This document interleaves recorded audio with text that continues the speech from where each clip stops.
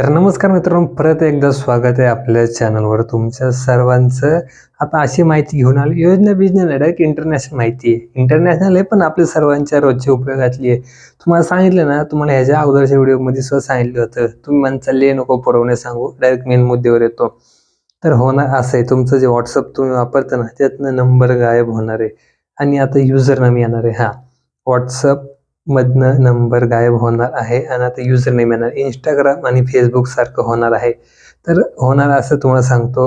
Privacy, आता तुम्ही म्हणाल व्हॉट्सअपसाठी प्रायव्हसी काय, ह्याची जे हे मागच्या वेळेस माहिती पडलं जेव्हा डाटा लीक झाला.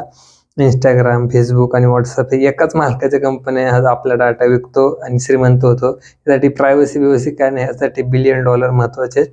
आता मेन मुद्द्यावर येतो. ह्याच्या अगोदर तुम्हाला जर व्हॉट्सअप लॉग इन करायचं असेल किंवा मग एखाद्याशी संपर्क करायचा असेल तर नंबरद्वारे होत होतं. आता तसं होणार नाहीये. आता तुमचं युजर नेम येणार आहे.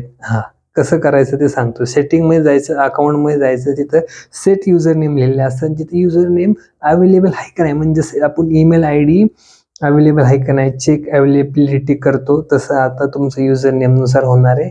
पण ह्याच्यामुळं भविष्यात होणार असे की आपण एखाद्या नंबरवरने एखाद्या सहजपणे आणि ॲक्युरेटपणे संपर्क करता येत होता. आता युजर नेमनुसार होणार काय, जर सेम युजर नेम असं आणि काहीतरी कॉन्फिडेन्शियल माहिती असली, चुकून इकडं तिकडं झालं आणि एखाद्या वेळेस काही अडचणीची माहिती किंवा कॉन्फिडेन्शियल सेन्सिटिव्ह माहिती तुमची जी शेअर नको काय होती दुसऱ्याला गेली, तर कसं होणार आहे. ह्याच्याबाबत अधिक माहिती आपल्या चॅनलवर तुम्हाला मिळत राहील. त्यासाठी लाईक, शेअर, फॉलो, सबस्क्राईब नक्की करा.